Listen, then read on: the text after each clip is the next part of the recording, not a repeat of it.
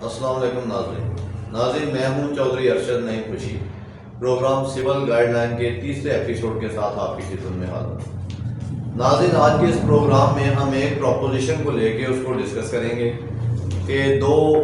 Parties हैं, वो एक प्रॉपर्टी की खरीदो फरोख्त के लिए आपस में एक एग्रीमेंट करती हैं। उनमें हम एक पार्टी जो है उस पार्टी को ए पार्टी कहते हैं, दूसरी को बी पार्टी का नाम देते हैं। ए पार्टी जो है वो उस प्रॉपर्टी को खरीदने वाली पार्टी है, परचेजर जिसे कहते हैं, और बी पार्टी जो मालिक है उस प्रॉपर्टी का, वो उस प्रॉपर्टी को बेच रहा है, उसे हम कहेंगे सेलर। अब ए और बी के दरमियान उस प्रॉपर्टी की बाबत, वो एक प्लॉट भी हो सकता है, वो कोई फ्लैट हो सकता है, घर हो सकता है, कोई भी एक इमूवेबल प्रॉपर्टी है, तो उसकी खरीदो फरोख्त का जो आपस में ये कॉन्ट्रैक्ट करेंगे, उस कॉन्ट्रैक्ट को उर्दू में हम कहेंगे अकरारनामा मुआहदा बै,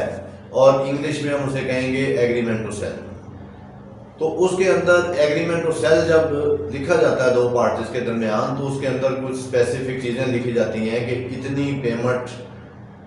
टोटल कंसिडरेशन अमाउंट ये थी, इस टोटल कंसिडरेशन अमाउंट के अगेंस्ट ये प्रॉपर्टी जो है वो ए पार्टी जो है वो खरीद रही है, बी पार्टी को इतने पैसे देने हैं, और जो अमाउंट तय की जाती है उसे हम कंसिडरेशन अमाउंट कहते हैं, उर्दू में उसे हम ज़र-सोन भी कहते हैं।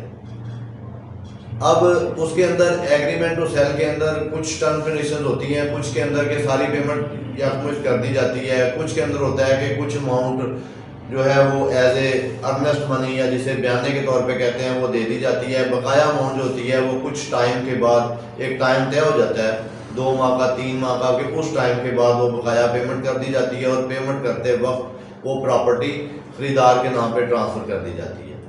आज की प्रपोजिशन के अंदर हम जो एग्रीमेंट टू सेल दो पार्टीज ए और बी के दरमियान हुआ, उसके अंदर हम बी की वायलेशन के बारे में डिस्कस करेंगे कि अगर बेचने वाला प्रॉपर्टी को, जो हमारा इधर सेलर है, वो अगर इसके अंदर डिनाई कर जाए, उस टर्म कंडीशंस को जो एग्रीमेंट के अंदर लिखी हों उसे वायलेट करे, तो ए के पास क्या रेमेडी